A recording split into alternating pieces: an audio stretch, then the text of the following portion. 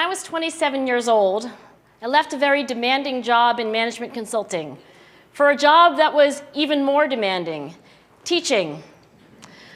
I went to teach 7th graders math in the New York City public schools. And like any teacher, I made quizzes and tests, I gave out homework assignments.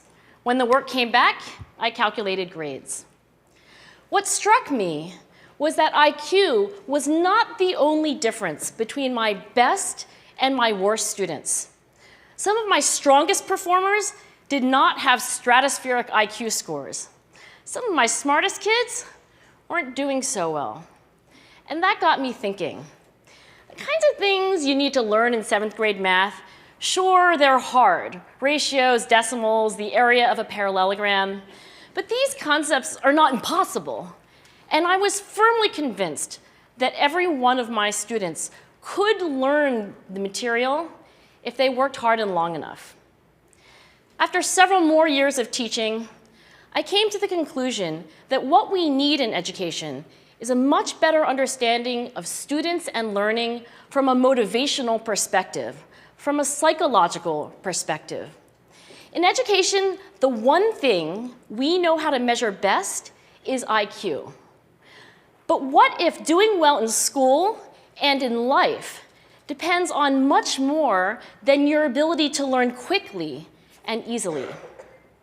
So I left the classroom, and I went to graduate school to become a psychologist. I started studying kids and adults in all kinds of super challenging settings. And in every study, my question was, who is successful here and why? My research team and I went to West Point Military Academy. We tried to predict which cadets would stay in military training and which would drop out. We went to the National Spelling Bee and tried to predict which children would advance farthest in competition. We studied rookie teachers working in really tough neighborhoods, asking which teachers are still going to be here in teaching by the end of the school year. And of those, who will be the most effective at improving learning outcomes for their students? We partnered with private companies asking which of these salespeople is going to keep their jobs and who's going to earn the most money. In all those very different contexts, one characteristic emerged as a significant predictor of success. And it wasn't social intelligence, it wasn't good looks, physical health, and it wasn't IQ. It was grit. Grit is passion and perseverance for very long-term goals. Grit is having stamina. Grit is sticking with your future, day in, day out, not just for the week, not just for the month, but for years, and working really hard to make that future a reality. Grit is living life like it's a marathon, not a sprint. A few years ago, I started studying grit in the Chicago public schools. I asked thousands of high school juniors to take grit questionnaires, and then waited around more than a year to see who would graduate.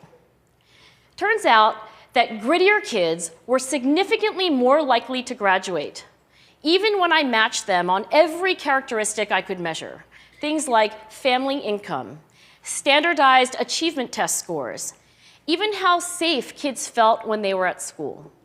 So it's not just at West Point or the National Spelling Bee that grit matters, it's also in school, especially for kids at risk for dropping out. To me, the most shocking thing about grit is how little we know, how little science knows about building it. Every day, parents and teachers ask me, how do I build grit in kids? What do I do to teach kids a solid work ethic? How do I keep them motivated for the long run? The honest answer is, I don't know. What I do know is that talent doesn't make you gritty. Our data show very clearly that there are many talented individuals who simply do not follow through on their commitments. In fact, in our data, grit is usually unrelated or even inversely related to measures of talent.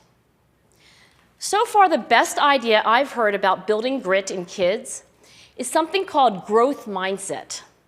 This is an idea developed at Stanford University by Carol Dweck, and it is the belief that the ability to learn is not fixed, that it can change with your effort. Dr. Dweck has shown that when kids read and learn about the brain and how it changes and grows in response to challenge, they're much more likely to persevere when they fail because they don't believe that failure is a permanent condition. So growth mindset is a great idea for building grit, but we need more. And that's where I'm going to end my remarks, because that's where we are. That's the work that stands before us. We need to take our best ideas, our strongest intuitions, and we need to test them. We need to measure whether we've been successful, and we have to be willing to fail, to be wrong, to start over again with lessons learned. In other words, we need to be gritty about getting our kids grittier. Thank you.